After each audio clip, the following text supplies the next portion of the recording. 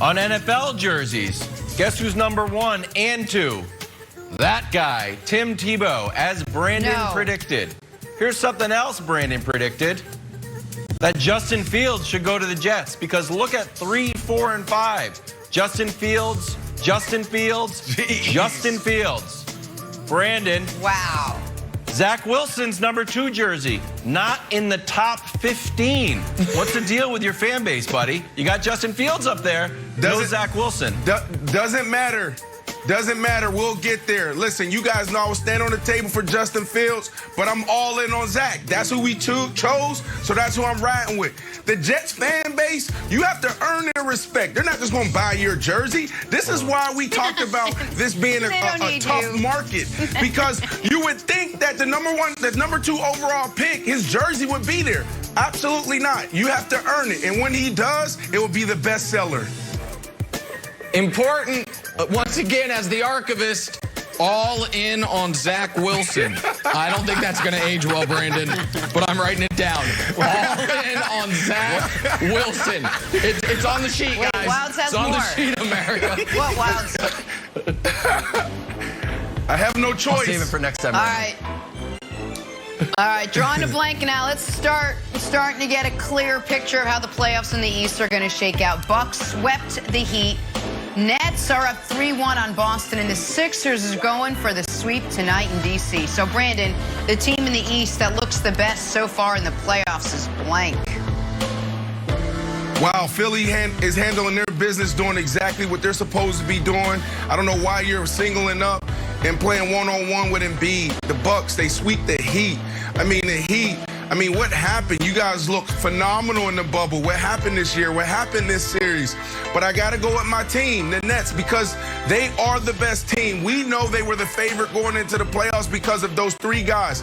Those 3-headed monsters, KD, Kyrie, James Harden, phenomenal. 104 points in Game 4. That's a playoff record. Told you guys this was going to happen. I told you defense didn't matter because their offense would be too much. But when you look at their defense, they're actually playing good. Like, if Tatum didn't drop 50, them boys would have been swept already. So the answer is the Nets. Wait a minute. You know that. Wait a minute. Hold on. I'm going to try this the next time I apply for car insurance. It's like if you ignore the 7-car pileup I caused, I have a flawless driving record. What? Brandon, listen, I follow you on IG. I know you had a very busy Friday night, hobnobbing, rubbing elbows with celebrities, recording podcasts, doing a lot. But on Friday night, Jason Tatum did drop 50, which is why, America, if you look at the little orange bar at the bottom, you see how it says 4-0 by the Bucks and 3-0 by the Sixers, and then there's a little 1 by the thing with the Nets. Okay, yeah, Brandon, the Heat might not be great. You know who's also not great? The team that's running ISOs for Jabari Parker, the Boston Celtics. So the answer is the Bucks look the best. The Bucks had an actual threat in the first round. There was no universe that existed where the Wizards or the Celtics were ever going to win their series. The best either of those teams could hope would be to force it 5. We'll see if the Wizards can. They probably can't. The Celtics did. The Bucks were playing a team with 2 legitimate stars in Bam and Jimmy, a great head coach, and a team that had the belief they could win. And after Game 1, they annihilated them without Giannis having to be dominant.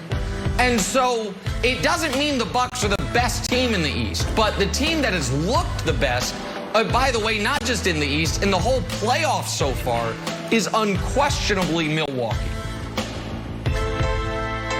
Okay, here's the thing. Sometimes boring is actually the most efficient. Like when you see rich people, it's like, what do you do? It's like, oh, I'm a Hollywood star. I was in Top Gun. Like, I knew I recognized you.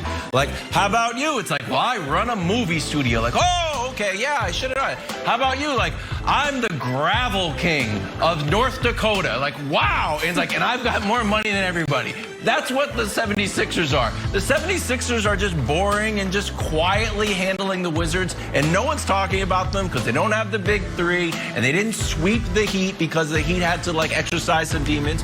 But if you look at the point differential, boom, there's the Sixers. So they're going to sweep, and we're going to be like, wow, the Sixers are just quietly making their way through. Not a lot of fanfare. The Bucks have like jumped up on the attention meter, but the Sixers are amazing. So I'm going to go with the Sixers, Jenna.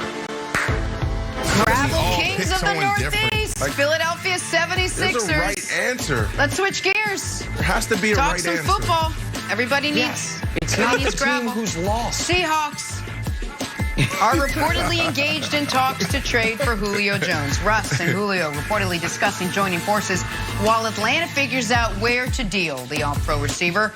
Hey, Brandon, Russ and Julio down by the schoolyard discussing teaming up in Seattle is blank.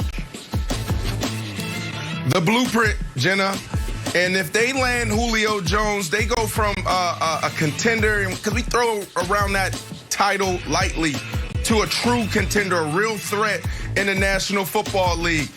Here's why I call it the blueprint, right? You no longer have the Legion of Boom. We know that they've been gone, and that's been blown up for a couple of years now. Russell Wilson is the key. Russell Wilson is the guy. He's the most winningest quarterback through 9 years in the history of our game. So what do? You surround him with talent. So now you have DK Metcalf, Tyler Lockett, and you have Julio Jones. And you have a run game. So if I was an offensive coordinator, the way I would construct my team is I would lean on the run game. I would create 8-man boxes. So now you have one-on-one outside. A lot of times when you have one-on-one and you have one safety in the middle of the field, he leans to a threat. So he'll lean to a DK Metcalf. But if you lean to DK Metcalf, now you have Julio Jones on the other side, a Tyler Lockett on the other side. What are you going to do? So essentially what they're going to create is cover zero. Cover zero, you only run cover zero when the game is on the line and there's nothing else to do. That's what we call, we're throwing everything at you, including the kitchen sink. So this could be dangerous if they land Julio Jones, because they'll literally be unstoppable. They have Chris Carson coming back. He's a monster. They upgraded the run game, and now you have 3 threats at the wide receiver position. Who are you going to double? It was easy last year, Nick, because they had DK Metcalf on one side. They doubled him. They viced him. They leaned the safety to his side. They had Tyler Lockett. All they did is play 12 yards off of Tyler Lockett, so he couldn't do that. So this is going to be dangerous. This is the blueprint to winning another Super Bowl in Seattle. Brandon, I know it's going to feel like I'm picking on you this morning, but football is really your wheelhouse. And when you have a fact error like that, I can't let it go. When you say that you only play cover zero in this very specific situation, unless, of course, you are the Jets and defending a Hail Mary, then you also play cover zero and you lose to try to keep your unperfect season alive. You're going to go back to that? Nobody remembers that play. Yeah, I got to. I'm just messing with you. All right, more importantly, though, this is more Rodgers fuel. I gotta wonder if other NFC contenders aren't doing things just to try to make things worse in Green Bay between the Packers and Aaron Rodgers, hoping he gets traded to the AFC. Because if you're Aaron Rodgers and you're like, oh, okay, so like the Vikings, they called Kirk Cousins, and now the Seahawks, they are trying to get Julio Jones. Meanwhile, my team is doing nothing. And by the way, Packers, even if you're not going to trade for him, lie and leak this to the media. Why is there not a report out of Green Bay that the Packers are hot after Julio Jones? That way, when they don't get him, they can be like, we tried. Atlanta was unreasonable. They're like, we're not trading him there. He said he doesn't want to live in the cold. Something. I don't get it. I don't understand why the Packers aren't involved in this, or at least not lying and claiming they're involved in this, Wilds. What type of analysis is that? Packers should lie to Aaron Rodgers. That's the way to get to a guy's heart. Lie to him some more. That's a good one, sure. Hey, even worse than not telling you about Jordan Love. Now we're lying to you. Hey, give it a shot. You can't get any worse. Hey, my answer, Jenna, is Lil Wayne inspiration. Lil Wayne has a famous line.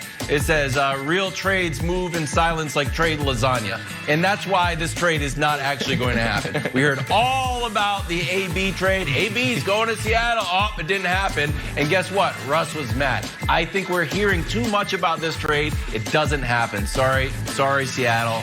Sorry, Brandon. Still not going to happen. Headed to New England. Oh, man.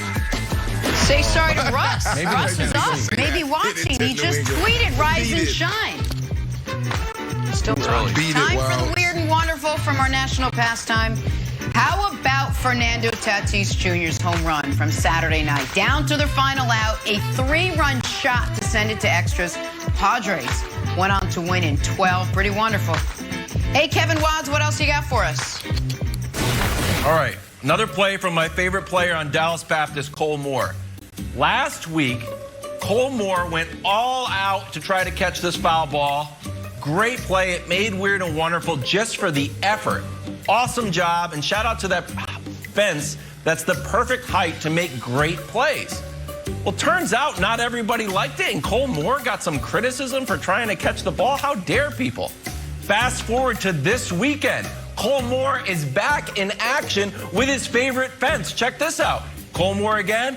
Blammo. This time, he catches it. No. He does. Cole Moore, I'm telling you, that's why he's my favorite player on Dallas Baptist University, Jenna. After the game, wow, he had this quote. Or at least Can we show the quote, Katanic?